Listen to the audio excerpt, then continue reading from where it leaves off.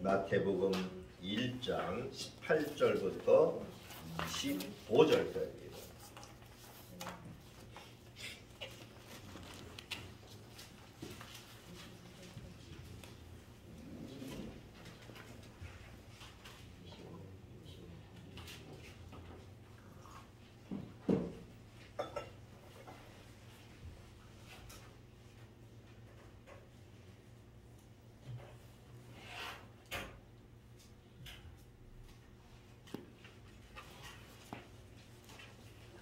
페이지 18절부터 25절까지 우리 합독을 합니다. 같이 합독을 합니다. 18절입니다.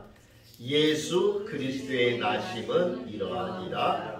그의 어머니 마리아가 요셉과 약혼하고 동거하기 전에 성령으로 잉태된 것이 나타났더니 그의 남편 요셉은 의로운 사람이라 그를 드러내지 아니하고 가만히 끊고자 하여 이 일을 생각할 때에 주의 사자가 현몽하여 이르되 다윗의 자손 요셉아 내 아내 마리아 데려오기를 무서워하지 말라. 그에게 잉태된 자는 성령으로 된 것이라. 아들을 낳으리니 그 이름을 예수라 하라. 이는 그가 자기 백성을 그들의 죄에서 구원할 자이심이니라 하니라.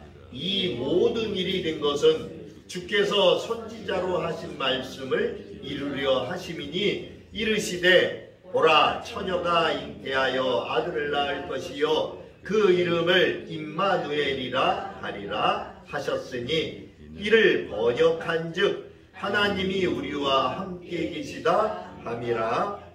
요셉이 잠에서 깨어 일어나 주의 사자의 분부대로 행하여 그의 아내를 데려왔으나 아들을 낳기까지 동침하지 아니하니 나음에 그 이름을 예수라 하니라. 아멘. 오늘부터 복음서 그 가운데 마태복음을 중점으로 강의를 하고자 합니다. 우린 1월 첫 주부터 역사의 주인이신 분이 누구신가라고 하는 것을 계속 살펴봤죠.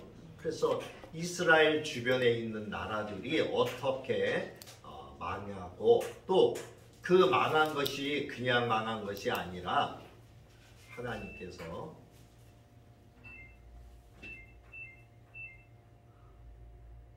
그 역사의 주인이 되신 그 하나님께서 그것을 저기 하셨다라고 하는 것을 우리는 알 수 있어요. 우리는 오늘 이제 이 마태복음을 중심으로 해서 우리가 살펴볼 건데 오늘은 우선 마태복음의 그 개론이라고 할까요? 그거에 대해서 살펴보기를 원해요. 오늘 우리가 읽었던 본문은 예수 그리스도의 나심에 대해서 우리가 살펴봤어요. 하나님께서 마태를 통해서 기록하게 하신 복음서죠. 자, 전에 우리 교회 시작하고 얼마 안 돼서 우리가 성경에 대해서 한번 쭉 이렇게 살펴봤죠. 오늘은 이제 마태복음에 대해서 살펴보기를 원합니다. 이 신약 성경은 모두 27권으로 구성이 되어져 있어요. 그래서 이 27권으로 구성되어져 있는데 그 가운데 마태, 마가, 누가, 요한 이렇게 4권을 우리가 복음서 이렇게 이야기를 해요. 그 다음에 역사서를 우리가 사도행전을 그 역사서라고 하죠. 사도들의 행한 일들을 기록한 이 사도행전을 역사서. 그리고 나머지 이제 또 21권은 사도 바울이 교회의 지도자들에게 쓴 편지로 구성이 되어져 있죠. 그래서 로마서와 고린도 전후서, 갈라디아서, 데살로니가 전후서, 디모데 전후서, 디도서, 에베소서, 빌립보서, 골로새서, 빌레몬서, 히브리서, 야고보서, 베드로, 전후서, 요한 1, 2, 3서, 유다서 이렇게 총 21권이 있는데 서신서가 그 가운데 거의 대부분 사도 바울이 기록을 했고 이제 몇몇 저자들이 있죠. 예를 들면 야고보서는 예수님의 친동생이었던 야고보가 기록을 하고 베드로 전후서는 예수님의 수제자였던 베드로가 기록을 하고 또 예수님의 그 사랑하는 제자였던 요한, 사도 요한이 요한 1, 2, 3서, 요한복음 이렇게. 그래서 요한복음은 복음서로 들어가고 1, 2, 3서는 서신서로 들어가고 그리고 유다가 기록한 유다서 이렇게 서신서로 들어가요. 그리고 맨 마지막 이제 한 권 남은 것이 요한계시록이죠. 이 요한계시록도 사도 요한이 기록하게 됐죠. 이 복음서가 기록된 이유를 우리가 한번 살펴볼 필요가 있죠. 초대교회는 어땠어요? 교회가 생겨나고 한동안 초대교회는 복음서의 필요성을 그다지 느끼지 못했어요. 왜냐하면은 이 예수님이 이스라엘 백성들은 전부 다 유대인이죠. 그들이 믿는 그 종교가 유대교예요. 유대교인데 예수님이 오신 이후에 예수님이 전한 복음이 유대교 안에 한 분파로 생각을 했어요. 그래서 초대교회 여러분들 그 파를 기억을 하세요. 유대교의 사두개파, 바리새인파, 그 다음에 세례 요한이 속했던 에세네파. 그리고 이제 예수님이 새로 나셔서 이제 말씀을 전하면서 예수님이 어디서 났죠? 나사렛 지역에서 저기로 활동을 하셨잖아요. 베들레헴에서 태어나셔서 나사렛에서 활동을 했기 때문에 그 기독교를 초기에는 나사렛파 이렇게 얘기를 했어요. 그래서 이 나사렛파라는 명칭이 유대인의 전통을 지키면서도 예수님을 믿는 사람들, 오늘날 우리 기독교인들 이렇게 이야기하는 이 사람들을 나사렛파, 그래서 5번째 분파로 이렇게 이야기했어요. 그리고 또 하나 남아있는 게 뭐죠? 가룟 유다처럼 그 당시 로마에서 이렇게 뭐라고 할까요? 로마를 대항하는 열심당파. 그래서 사두개파, 바리새파, 에세네파, 열심당파, 그 다음에 5번째로 나사렛파 이렇게 이야기를 했어요. 그래서 이처럼 초기 기독교는 어느 시기까지 교회 공동체 안에 대부분의 구성원들이 누구예요? 유대교인들이에요. 유대교. 근데 그 유대교인들 가운데서 이제 예수님도 유대인이고 그 안에서 새로운 그러한 하나님의 나라에 대해서 설파를 하시면서 한 파로 생각을 했어요. 때문에 교회는 여전히 유대교 전통과 분리되지 않았어요. 여러분, 우리나라에 지금 개신교가 생긴 지가 꽤 오래되었지만 지금도 보면은 옛날에 우리나라에 기독교 들어온 게 제일 먼저 뭐예요? 천주교. 그죠? 천주교는 어디서 왔어요? 천주교는 그 로마, 로마의 저기 뭐예요? 카톨릭이잖아요. 그 카톨릭 신부님들이 이제 우리나라에 이제 정착을 시켰죠. 그것이 이제 한국형으로 조금씩 이렇게 정착이 되어가면서 하나의 종교로 자리를 잡게 됐잖아요. 그래서 모르는 사람들이 얘기하기는 천주교가 큰 집, 작은 집이 기독교 이렇게 이야기를 하지만 사실 그 내면을 들여다보면 전혀 다르죠. 다른 것을 알 수 있어요. 어찌됐든 간에 뿌리의 줄기는 그렇게 해서 나오기 시작을 했다라고 하는 것을 이야기한다라고 봐야 되겠죠. 마찬가지로 이 나사렛파로 불렸던 이 초기 그리스도인들도 역시 유대인으로서의 그 의무와 전통을 지켰죠. 동시에 새로운 기독교의 교회 전통을 만들어 갔어요. 그 대표적인 예가 뭐냐?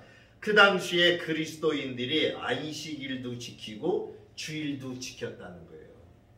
그러니까 안식일은 언제예요? 안식일은 유대교의 전통에 따라서 7일째 되는 날 쉬었잖아요. 그게 안식일이잖아요. 그리고 주일은 언제예요? 예수님이 부활하신 이후에 주일을 지키게 되었잖아요. 그날을.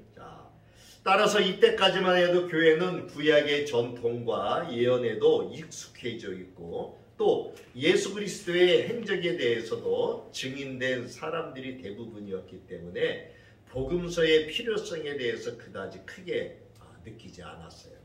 그런데 이제 복음서의 필요성이 등장하게 됐어요. 사도행전 15장에 등장한 소개한 예루살렘 공의회가 AD 49년을 계기로 해서 유대인의 전통을 따르지 않는 이방인들이 이제 그리스도인으로서의 공식적인 입장을 받게 되는 이러한 일들이 발생하게 됐어요. 그래서 사도들이 전한 그 복음에 의해서 이제 이방인들이 하나님께 돌아오는 일들이 생기게 됐죠. 그래서 사도행전 15장 19절에 보면 그러므로 내 의견에는 이방인 중에서 하나님께로 돌아오는 자들을 괴롭게 하지 말고 이렇게 기록하고 있어요. 그러니까 사도 바울은 뭐라고 그랬어요? 하나님께서 자기를 이방인들에 보내시기 위해서 자기는 택함을 받았다. 이렇게 이야기했잖아요.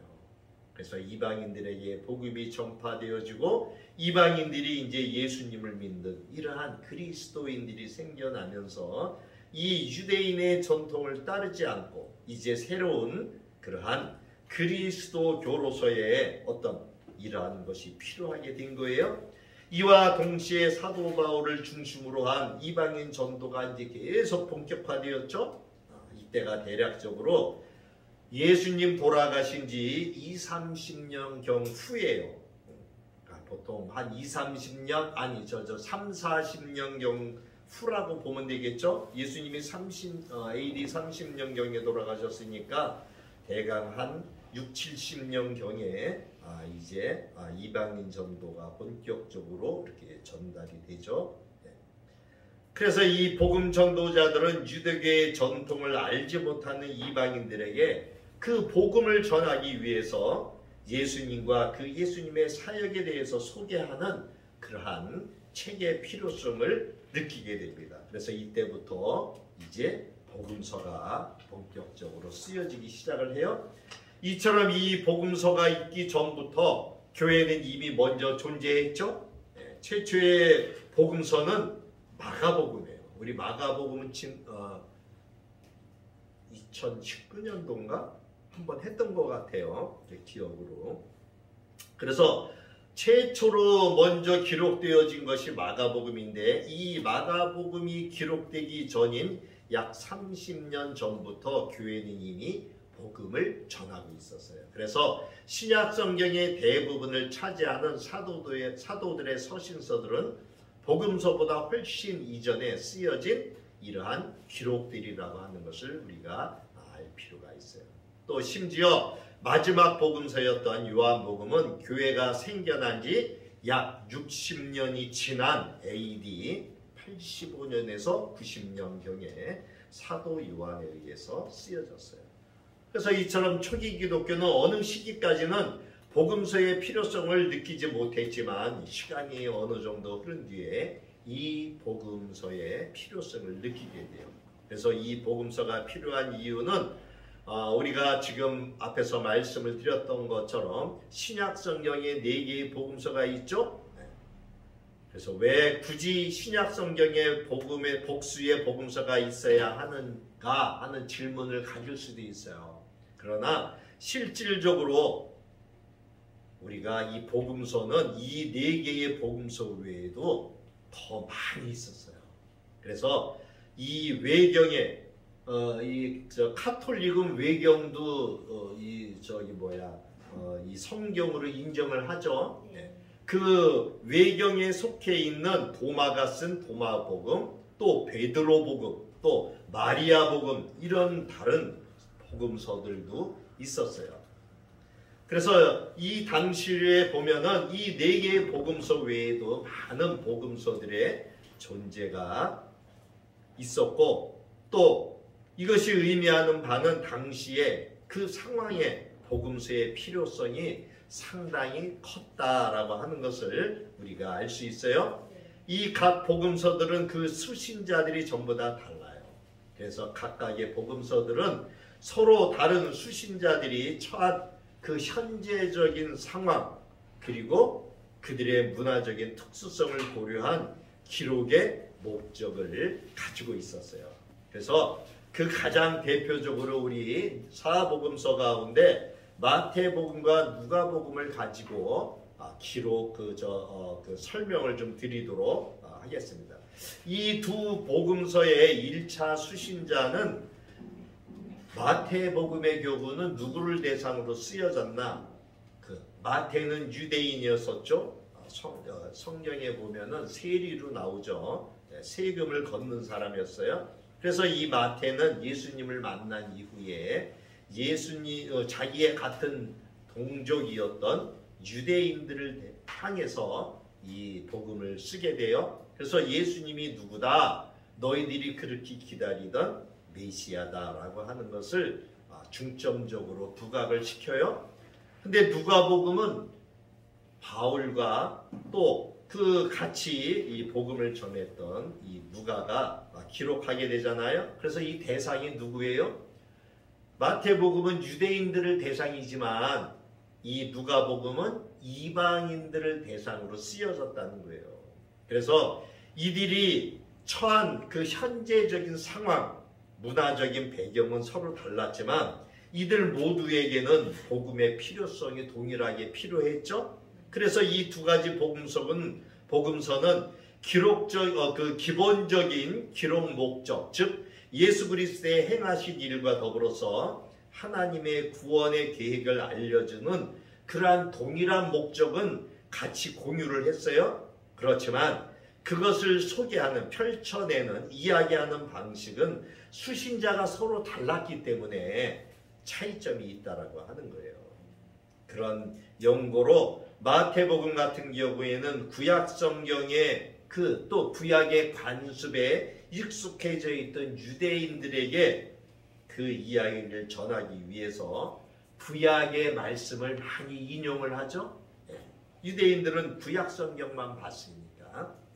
그리고 이 누가복음은 유대적인 어떤 배경을 모르는 이방인들에게 그들의 그 구약의 어떤 전통이나 이런 것을 이야기할 필요가 없었죠.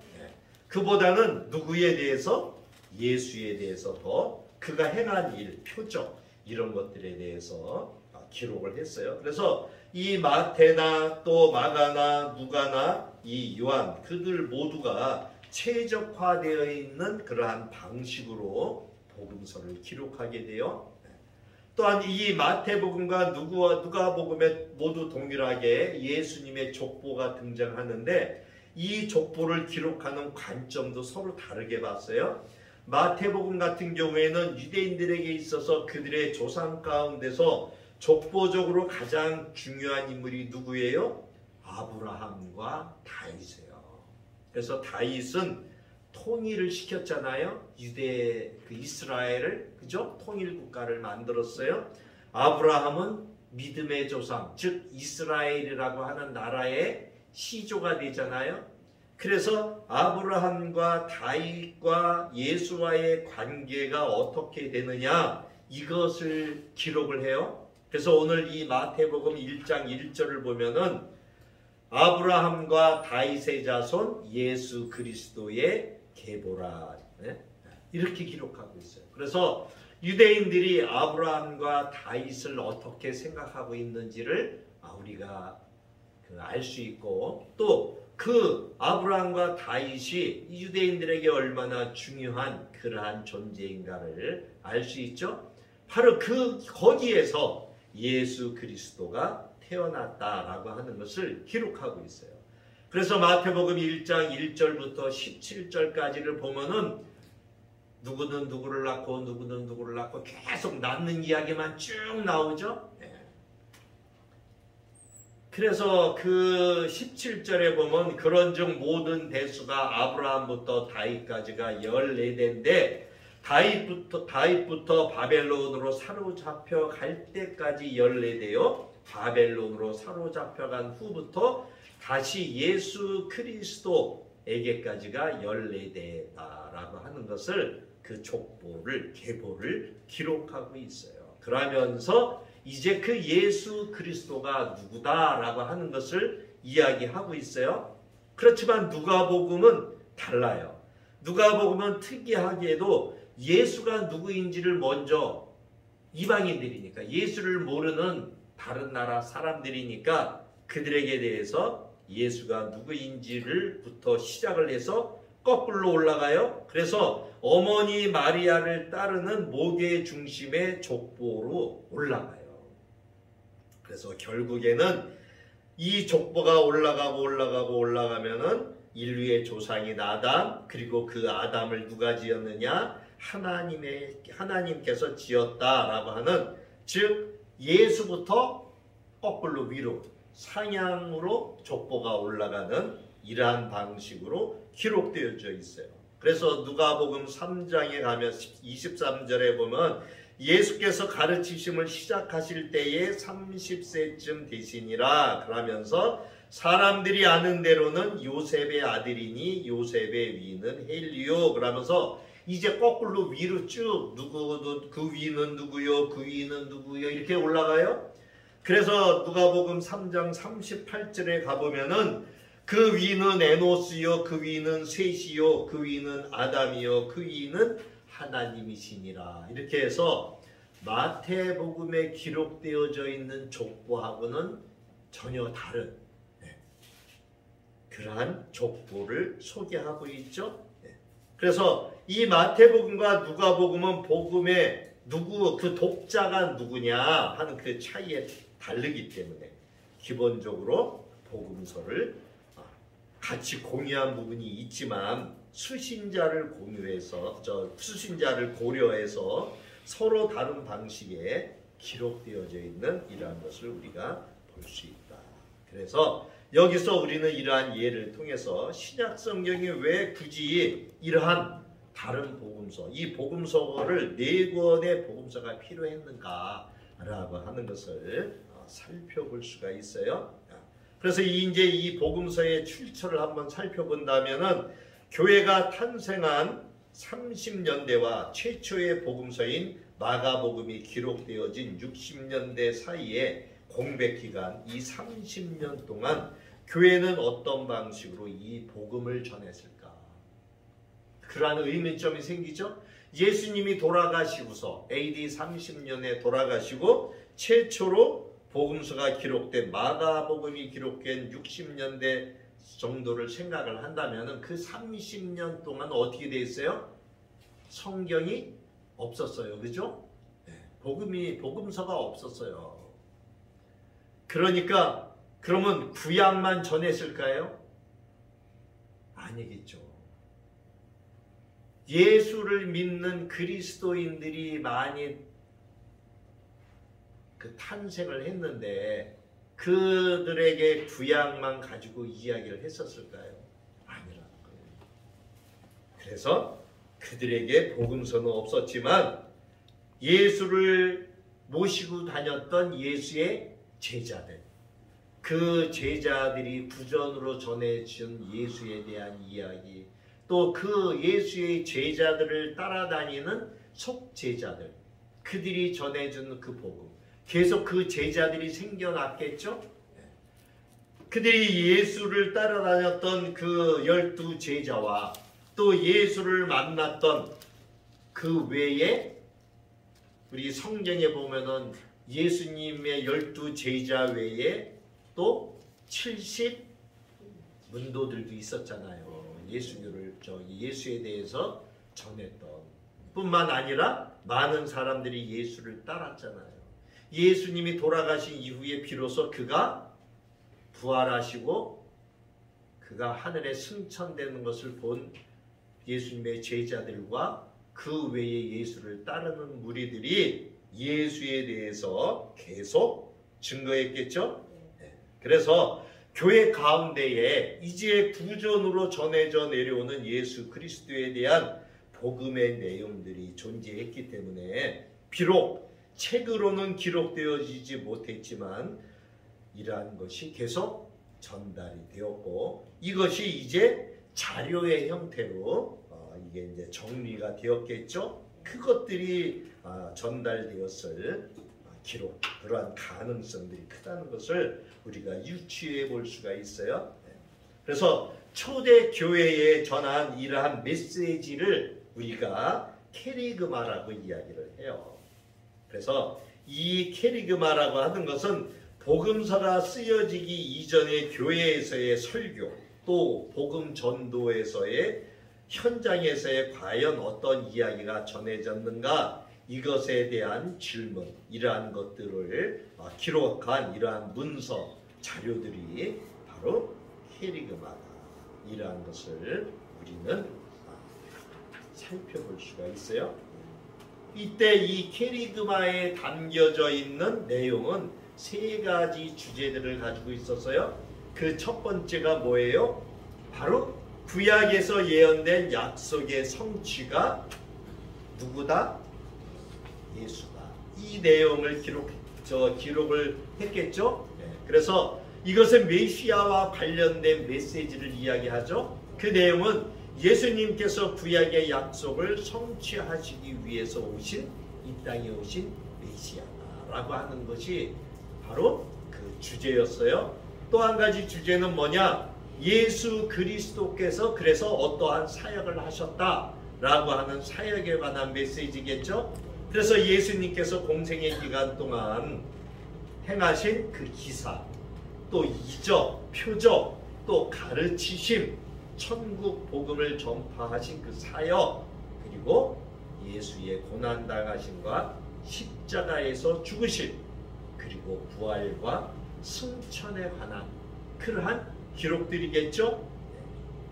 또 세 번째는 어떤 주제들을 담고 있었느냐? 바로 회개하고 복음을 받아들이라고 하는 이야기겠죠.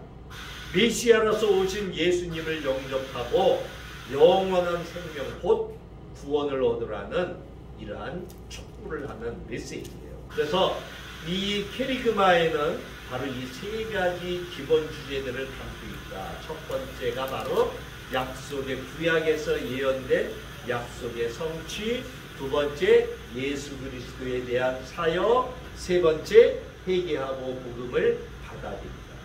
이것이 지금 복음서에 기록되어져 있는 내용이에요. 그래서 초대교회에서는 주로 이와 같은 메시지들이 설교 그리고 가르침 가운데 전해졌고, 이것을 캐리그마다라고 이 말씀을 드리고, 이 캐리그마는 성경이 쓰여지기 전에 사도들을 비롯한 초대교회의 설교자들, 예를 들면은 바나바라든지 또 그 외에 예수의 제자들을, 12제자들을 따라다녔던 지금 뭐 마가라든지 누가라든지 뭐 이런 사람들, 그죠? 이런 사람들에 의해서 바로 이것이 복음이 전파가 되는 이러한. 그래서 결국은 이 복음서의 출처를 살펴볼 적에 복음서가 쓰여지기 전부터 그와 관련된 내용들이 이미 교회 가운데에서는 해람이 되었고, 점차 그것들이 자료화되는 과정을 밟아가게 되죠. 그래서 이 복음서를 기록하는 토대가 돼요. 이 복음을 접하는 당시 사람들에게 예수님이 누군가 굉장히 궁금했죠. 그래서 이 구약 성경의 본문을 우리가 뭐라고 이야기하냐? 테스티모니아. 그래서 오늘날 말로 번역을 하면은 증언. 그죠? 여러분 예수를 만났잖아요. 네. 우리가 예수를 만난 것을 뭐를 해요? 증언하죠. 네. 내가 예수를 이렇게 만났어. 그것을 증언하잖아요. 그 말을 바로 테스티모니아 이렇게 이야기를 하는데, 이것이 전부 다 그 예수 그리스도가 누군가, 그 예수 그리스도에 대한 소개가 궁금했던 유대인들은 그 예수님에 대한 출처를 찾기 시작을 했는데 그것이 어디예요? 구약이죠. 구약은 뭐예요? 오실 메시아, 선지자들을 통해서 하나님께서 선지자들을 택해서 선지자들에게 예수를 보낼 거에 대한 이야기를 하잖아요. 그죠? 오늘 읽었던 예수 그리스도의 나심은 이러하니라 이렇게 해서 마태나 마다나 또 누가라든지 요한이라든지 이러한 구약에 나와 있는 내용들을 인용해서 그 말씀을 바로 구약에서 찾아서 전해줬다라고 하는 것이죠. 그래서 구약 성경이 처음서부터 끝까지 구원자로 오시는 메시아에 대한 이야기를 하고 있기 때문에 그 복음서의 첫 번째 자료는 메시아에 대한 구약 성경의 예언들이겠죠. 그래서 이 메시아의 오심을 대망하던 유대인들, 그들에게 메시아에 대한 예언의 기록들, 그 목록들을 가지고 있었다. 이것이 테스티모니아다. 마찬가지로 신약 성경에는 그와 같은 목록들도 우리가 이제 기록하게 되죠. 그래서 특히 이 사복음서 가운데서 마태복음과 요한복음에는 이러한 자료들이 많이 발견이 돼요. 그래서 이 구절의 대부분이 예수님의 생애 중에 어떤 특별한 사건이 구약의 예언을 성취하는 이러한 것이다 라고 하는 것을 기록하고 있어요. 그래서 오늘 읽었던 우리 마태복음 1장 22절에 보면은 이것에 대한 예가 나오고 있죠. 22절을 볼까요? 오늘 우리가 읽었던 마태복음 1장 22절에 보니까 이 모든 일이 된 것은 주께서 선지자로 하신 말씀을 이루려 하심이라. 이렇게 말씀하고 있죠. 그래서 23절에 뭐라 그래요? 보라 처녀가 잉태하여 아들을 낳을 것인데 그 이름을 임마누엘이라 하라. 임마누엘이라 하라 하고 이야기하고 있어요. 이 임마누엘이라고 하는 것은 구약에 어디에 있어요? 이사야서 7장 14절에 보면 그러므로 주께서 친히 칭조를 너희에게 주실 것이라. 보라 처녀가 잉태하여 아들을 낳을 것이요 그의 이름을 임마누엘이라 하리라. 그래서 구약의 말씀을 인용해서 그가 누구다? 예수인데 그 예수는 임마누엘이다. 그 임마누엘은 뭐예요? 하나님이 우리와 함께 계시다라고 하는 말씀이다라고 하는 것을 이야기하죠. 또 그 예수를 뭐라고 그래요? 예수를 21절에 아들을 낳으리니 이름을 예수라 하라. 이는 그가 누가 예수가 자기 백성을 그들의 죄에서 구원할 자, 즉 메시아다라고 하는 것을 구약을 인용해서 직접 증거하고 있는 거예요. 그죠? 뿐만 아니에요. 마태복음 2장에 가서도 유대 베들레헴에서 태어날 것에 대해서 이야기하죠. 그래서 마태복음 2장 6절에 한번 가볼까요? 마태복음 2장 6절에 보니까 5절을 보니까 이르되 유대 베들레헴 이오니 이는 선지자로 이렇게 기록된 바 또 유대 땅 베들레헴아 너는 유대 고을 중에서 가장 작지 아니하도다. 내게서 한 다스리는 자가 나와서 내 백성 이스라엘의 목자가 되리라 하였음입니다. 어디에 나온 말씀이에요? 미가서 5장 2절에 나온 말씀이죠. 미가 선지자가 이미 예언했던 그 메시아가 어디에서 태어날 거다? 유대 땅 베들레헴. 근데 베들레헴은 제가 가보니까 아주 조그만 정말 고란 촌 동네예요. 근데 거기에서 예수님이 태어나셨어요. 그 예수님이 활동을 사마리아에 들어가서 말씀을 전하시고 또 이스라엘 이쪽에 유대 땅에 와서도 전하시고 나사렛 동네에서 많이 전해져서 나사렛 예수 이렇게 이야기를 하고 있죠. 그래서 이렇게 옛날에 이미 선지자들에게 하나님께서 말씀하신 그 자, 그 메시아 예수. 그래서 미가서 5장 2절에 있는 말씀을 인용해서 한 거예요. 미가서 5장 2절을 제가 봉독해 올립니다. 베들레헴 에브라다야, 너는 유다 족속 중에 작을지라도 이스라엘을 다스릴 자가 내게서 내게로 나올 것이라. 그의 근본은 상고의 영원에 있느니라. 그래서 예수님이 이미 하나님께서 구약의 선지자들을 통해서 너희에게 보낼 메시아다라고 하는 말씀을 여러 번 하셨는데, 그들을 통해서 하신 말씀이 지금 이루어졌다. 하나님이 보내신 자, 그 예수가 바로 얼마 전에 십자가에 못 박혀 돌아가신 그 사람, 요셉의 아들 예수다. 이것을 이야기하고 있어요.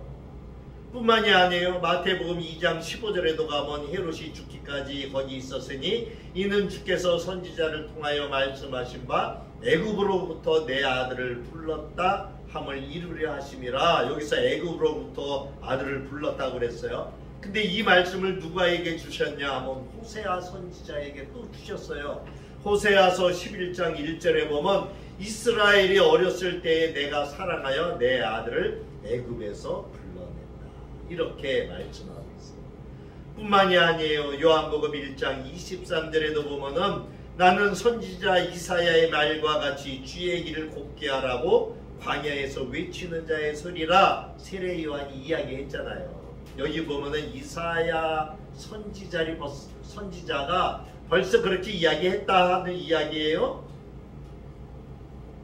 그랬더니 이사야 선지서를 찾아보니까 이사야서 40장 3절에 외치는 자의 소리여 이르되 너희는 광야에서 여호와의 길을 예비하라. 사막에서 우리 하나님의 대로를 평탄케 하라. 이미 선지자들에게 다 증언하지 예언하신 그 말씀을 이제 이 복음서에 전부 다 기록했죠. 그래서 예수님의 행적과 그 어록을 기록한 것이 바로 사복음서다. 이 문서라고 하는 로기아라고 하는 그 단어를 사용해요. 그래서 이 로기아라고 하는 것은 뭐예요? 여러분 피자를 보면 어떻게 줘요? 8조각으로 이렇게 나눠져 있죠. 이 조각이라고 하는 파이 조각, 이러한 단어가 바로 로기아라고 하는 그러한 단어예요. 그래서 이 파이의 조각처럼 수집되고 자료화돼서 이것을 기록한 것, 이것이 바로 예수님이 살아생전에 전하신 말씀, 그 행적들, 이것을 여러 사람들이 증언한 그것들을 모아서 기록한 것이 바로 오늘날 네 복음서의 책으로 되었다. 그래서 우리가 잘 아는 마태복음 5장부터 7장에 보면 뭐가 나와요? 예수님이 산상수훈이 나오죠. 근데 이 산상수훈은 한꺼번에 예수님이 다 하신 말씀이 아니에요. 이 산상수훈의 말씀은 바로 여러 사람들이 저기 돼 있는 것, 예수님이 한 그 말씀에 대한 여러 곳에 있는 것을 한 군데 모아놓은 것이 바로 의도적으로 이 마태가 모아놓은 거예요. 그래서 마태복음 5장 13절에 있는 말씀은 누가복음 14장 34절 35절에 있는 말씀과 동일하고, 마태복음 5장 15절에 있는 말씀은 누가복음 8장에 있는 말씀과 동일해요. 또 마태복음 5장 18절에 있는 말씀은 누가복음 16장 17절에 있는 말씀과 동일하고, 마태복음 7장 1절부터 5절에 있는 말씀은 누가복음 6장 37절부터 42절에 나오는 말씀을 모아놓은 거예요. 또한 마태복음 7장 7절부터 12절에 있는 말씀은 누가복음 11장 9절부터 13절에 있는 말씀을 다 의도적으로 마태가 의도를 가지고 이것을 한 곳으로 모아놓은, 그래서 우리가 이것을 산상수훈 이렇게 이야기를 하고 있죠. 그래서 이렇게 자료들을 수집해서 기록한 이것을 로지아, 그래서 우리가 신학, 이 시올로지컬 이렇게 이야기하는데 바로 여기서 로지아라고 하는 단어가 사용되어졌다라고 하는 것을 볼 수 있어요. 이 복음서는 기록한 목적과 의도가 다 다르다고 그랬어요. 그래서 아까 말씀드린 대로 마태복음은 예수님의 제자였었고 유대인이었어요. 그래서 마태는 자기 동족인 유대인들에게 썼는데 그 유대인의 관점에서 메시아이신 예수님이 누구다? 바로 하나님께서 보내신 다윗의 왕권을 가지고 올 그러한 분이시다. 너희 죄에서 구원할 자라고 말씀하신 그 예수다. 그래서 이 마태복음은 그 유대인들 관점에서 메시아이신 예수님의 왕권을 강조를 했어요. 그래서 이 마태복음은 유대인들에게 예수님께서 유대인의 왕으로 오심을 전하기 위해서 기록되어졌어요. 그래서 그 기록 목적에 따라서 마태복음에는 온통 유대인들이 관심을 갖고 있는 어디 왕권, 즉 누구예요? 하나님 나라. 그래서 마태복음은 하나님 나라, 킹덤 오브 그죠? 하나님의 나라에 대한 이야기들이 가득 되어져 있어요. 그래, 하나님의 나라가 뭐예요? 천국. 그래서 천국에 대한 이야기가 많아요. 또 천국이 가까워 왔으니 깨어 기도하라, 회개하라. 천국은 마치 마태복음 13장에 가면 천국에 대한 이야기들이 가득하죠. 비유로 다 이야기해놨어요. 마가는 예수님의 12 제자 중에 하나가 아니었죠. 마가는 예수님의 제자 중에서 그 제자를 따르는 쪽이었어요. 이 마가는 예수님을 따르는 마리아라고 하는 여인의 아들이었어요. 그래서 이방 가운데 본격적으로 복음이 전파될 때에 바나바와 바울, 베드로의 동역자로서 선교에 이렇게 같이 동참하게 돼요. 그래서 이 마가복음은 선교 현장에서 예수님을 소개할 때에 필요한 예수님에 관한 실제적인 내용들을 그 행동 지향적인 관점에서 기록을 했어요. 그래서 이 마가복음을 읽으면은 사건 중심의 그러한 간략한 보고서를 보는 느낌. 그래서 마가복음 1장 1절을 보면은 하나님의 아들 예수 그리스도의 복음의 시작이다. 그러니까 누구를 대상으로 썼느냐에 따라서 이렇게 조금씩 다르다. 그래서 이 마가는 예수님을 직접 만나지는 못했지만 예수님을 그 제자들을 따라다녔기 때문에 바나바와 바울이나 베드로의 동역자로서 그들이 전하는 말씀들을 메모를 해가지고 그가 나중에 예수님에 대해서 이렇게 기록하게 됩니다. 그래서 이 예수님은 누구냐? 바로 예수님은 하나님의 아들이다.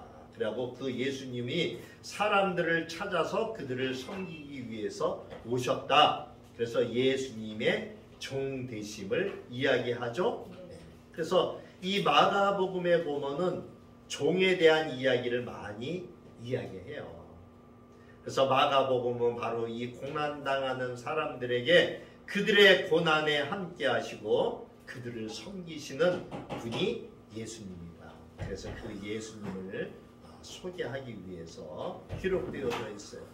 그 다음에 이 누가복음, 누가는 의사였어요. 이 역시 유다도 유대인들이 아닌 누구? 이방인들을 대상으로 이 복음서를 썼어요. 이 누가복음의 대상은 어떤 영적 특권을 가지고 있던 유대인들이 아니죠. 정치적인 특권을 가진 로마인들도 아닌 그저 평범한 이러한 헬라인들. 즉 그 당시에는 우리가 어느 시대예요? 로마 시대잖아요. 로마. 근데 이 헬라는 로마 시대보다도 앞에, 그죠? 헬라 시대죠? 헬라의 누가? 알렉산더가 전부 다 그 앞에 아수르는 바벨론에 의해 무너졌고 그 바벨론은 또 페르시아, 메데 바사에 의해 무너졌잖아요. 그 메데 바사를 무너뜨린 자가 누구예요? 이 알렉산더. 그래서 알렉산더는 인도까지 인도 접경지 있는 데까지 저 나라를 통치했어요. 그래서 그들을 다스리기 위해서 언어가 통일이 돼야 됐죠. 그것이 바로 헬라어예요. 헬라. 그래서 신약 성경은 그 당시에 오늘날 세계는 얼로 통해요. 로마로 통한다는 말이 있었잖아요. 그 당시에 그들에게 어떤 그 헬라 대왕, 그 헬라의 대왕이었던 알렉산더 대왕의 말을 다 전달을 해야 될 거 아니에요. 그 자기가 정복한 그 땅끝까지. 그래서 언어를 통일을 시켜서 그 헬라의 언어가 그 당시에 중심 언어가 됐는데 그 헬라어로 기록되어졌죠. 뭐가? 신약 성경. 그래서 복음이 그렇게 이방인들까지 전파될 수 있는. 그래서 헬라인 이야기를 했죠. 그래서 성경을 보면은 유대인과 헬라인 이렇게 두 단어로 딱 그 사람을 분류하죠. 그래서 유대인은 누구예요? 하나님이 택한 백성. 그리고 헬라인들은 성 밖에 있는 하나님이 택하지 않은 백성. 이렇게 구분을 지었어요. 예수님, 우리가 그 요한계시록에도 보면은 요한계시록에 가서 성전 마당을 측량하라고 해요. 근데 성전 바깥 마당은 측량하지 말라고 하죠. 다시 이야기하면 뭐예요? 교회 안에 있는 자들을 측량하라는 거예요. 예수 믿는 자들. 그죠? 예수 믿지 않는 자들은 어떻게 돼요? 가라지처럼 그들은 성 밖에 쫓겨나죠. 성 밖으로 쫓겨나. 그래서 이 마태복음, 누가복음에 예수님의 족보가 나오지만 마태복음의 족보는 유대인의 왕 다윗의 계보로 위로부터 아래로 내려가는 하향식. 이와 반대로 아까 말씀드린 대로 누가복음은 인류의 족보 가운데서 메시아 예수를 이야기하면서 거꾸로 상향으로 올라가는. 그래서 맨 위에는 하나님이 계시다라고 하는 것을 중점적으로 족보를 기록을 해요. 그래서 마태복음이 유대인을 염두에 둔 그러한 저작이라고 한다면은 이 누가복음은 유대인에게 제한되지 않는 모든 이 기독교인들, 예수님께서 모든 인류를 구원하시기 위해서 오신 그러한 메시아다, 구원자다라고 하는 것을 기록하였어요. 그래서 누가는 누구를 강조했어요? 예수님의 인성을 강조해요. 그래서 예수님은 사람의 아들로 오신 예수님이다, 이렇게 소개를 해요. 그래서 누가복음에 보면은 어떤 단어가 제일 많이 나오냐? 인자.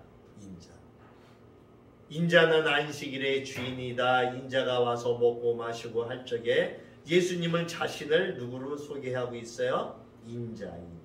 사람의 아들. 그래서 우리가 누가복음은 바로 이 비기독교인들을 대상으로 기록되어져 있는 그 예수가 누구다라고 소개를 하면서 인자는 바로 하나님의 아들이다.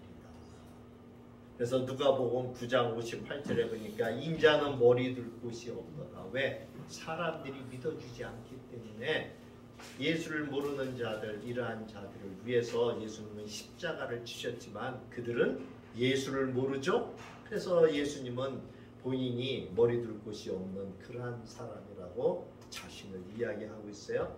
마지막으로 요한복음에 대해서 말씀을 드리고 오늘 마치려고 합니다. 이 요한복음은 요한이 복음서를 기록한 이유는 유대인의 왕이신 예수님, 그 마태복음과 종이신 예수님, 즉 마가와 그 다음에 인자 사람의 아들이 되신 예수님 누가복음 외에 예수님께서는 바로 하나님의 아들이다. 이것을 소개를 하고 있어요.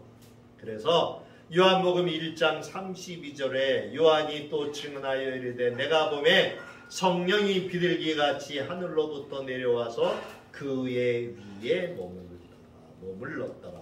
누구 위에? 예수의 위에.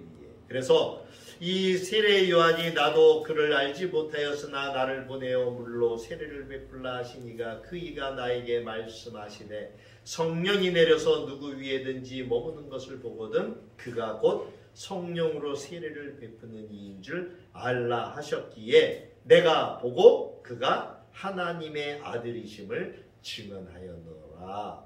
이렇게 기록을 했어요. 그래서 요한은 이 예수가 누구다? 하나님의 아들이다 라고 하는 것을 소개하기 위해서 요한복음을 썼죠. 그래서 이 요한복음은 예수님께서 인간의 몸을 입으신 하나님이심을 알게 하기 위해서 태초부터 계신 말씀이었었고, 또 빛으로 비치셨고, 또 예수님께서 곧 하나님이시다라고 하는 것을 기록해요. 그래서 요한복음 1장 1절에 우리가 잘 아는 말씀이죠. 태초에 말씀이 계시니라, 이 말씀이 하나님과 함께 계셨으니 이 말씀은 곧 하나님이시기라. 이렇게 소개를 하고 있어요. 그러면서 2절부터 4절까지 그에 대해서 이야기해요. 누구? 예수에 대해서. 그가 태초에 하나님과 함께 계셨고 만물이 그로 예수로 말미암아 지은 바가 되었으니 지은 것이 하나도 그가 예수가 없이는 된 것이 없느니라. 그 안에 예수 안에 생명이 있었으니 이 생명은 바로 사람들의 빛이라. 그래서 그 예수가 누구다라고 하는 것을 요한은 기록해요. 그래서 이것이 이 네 개의 성경이 이제 니케아 회의에서 채택이 되고 예수에 대해서 가장 잘 소개한 그러한 바로 복음서다라고 하는 것을 우리가 이제 신학자들에 의해서 우리가 채택을 하게 되죠. 그래서 이 신약 성경 우리 성경에 처음에 마태, 마가, 누가, 요한 이렇게 순서가 되어 있지만 실질적으로 기록되어져 있는 순서는 마가복음이 제일 먼저 됐죠. 그래서 그것을 우리가 알 수 있어요. 그래서 이 마가복음은 베드로가 순교한 이후에 예루살렘이 멸망하기 그 사이에 기록되었을 것으로 추정해요. 그래서 대강 마가복음은 AD 65년부터 70년 그 사이에 기록되어져 있지 않을 것이냐 이렇게 보고 있고, 마태복음은 마가복음이 쓰여지고 나서 얼마 후에 기록되어진 것으로 이렇게 추정하고 있어요. 그리고 누가복음은 가장 빨리 보는 것이 AD 61년경부터 63년경으로 보기도 하지만 또 어떤 학자는 1세기 말에 쓰여졌지 않느냐 이렇게 주장하는 학자들도 있어요. 그래서 누가복음이 이 기록되어지는 기간이 정확하게 언제다 이렇게 이야기를 하고 있지 않아요. 이 요한복음은 요한이 이제 복음서 요한복음과 더불어서 요한 1, 2, 3서 요한계시록을 기록했던 그때에 AD 80에서 90년경에 에베소에서 기록되어진 것으로 이렇게 보고 있어요. 그래서 이 부분에 대해서는 연구자마다 다 서로 의견이 달라요. 그렇지만 이 네 개의 복음서의 관계를 따져보면은 최초의 복음서가 마가고, 그리고 가장 마지막으로 쓰여진 복음서는 요한복음이다라고 하는 것은 대부분 통일되어져 있는 의견이에요.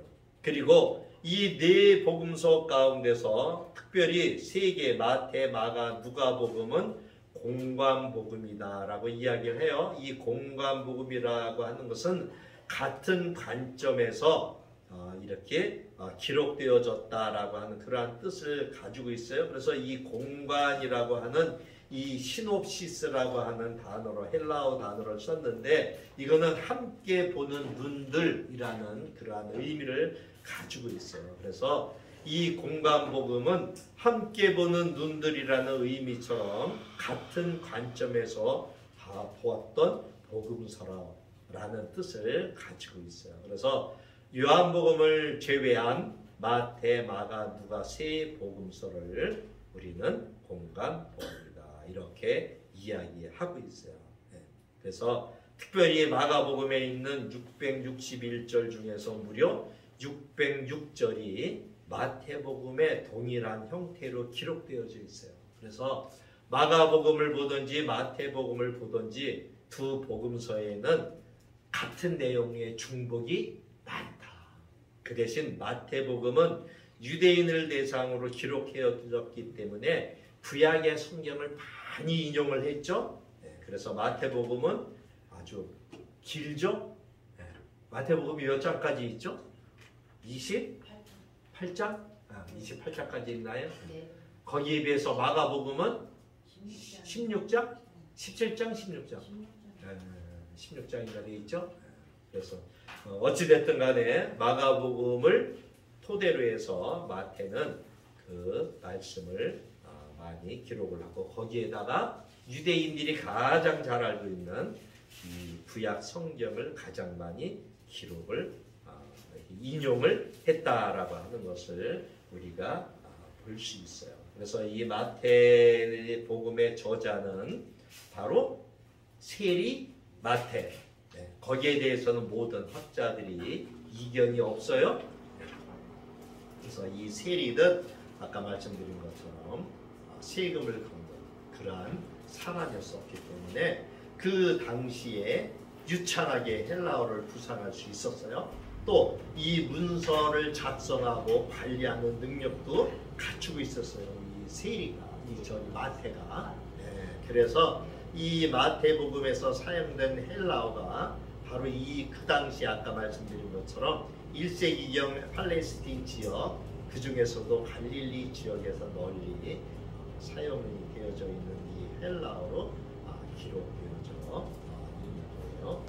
그래서 가장 유력한 그 후보는 예수님의 제자들 가운데서 갈릴리 가버나움 세관에서 일했던 마태가 그 저자다. 이렇게 이야기하고 있어요. 그래서 이 세리가 세리 마태가 마태복음을 기록한 거에 대해서는 누구도 거기에 대해서 이견을 이야기하고 있지 않다라고 하는 것을 말씀을 드리면서 마태복음에 대한 간략한 개관에 대해서 쭉 살펴보고 다음 시간부터는 마태복음 2장부터 이제 예수님에 대해서 우리가 중점적으로 쭉 살펴보죠. 그러면 이 마태복음을 우리가 다 끝나고 나면은 마태, 마가, 루카까지는 우리가 공간 복음이니까 다 이해할 수 있죠. 마태가 자세하게 기록을 했기 때문에. 그리고 이제 영적 복음서인 요한복음은 그 후에 하나님께서 마음을 주시면은 요한복음을 한번 저희가 생각합니다. 그래서 오늘은 점심을 교회에서 준비를 했기 때문에 점심을 드시고 오후에는 예배를 드리지 않고 좀 힘드신 분들은 가셔도 좋고 그 대신 오늘은 1시간 정도 예수님에 대한 영화를 보려고 해요. 원래 2시간짜리인데 너무 길어서 오늘 이번 주에 1시간 정도 보고 다음 주에 1시간 정도 보고 그래서 예수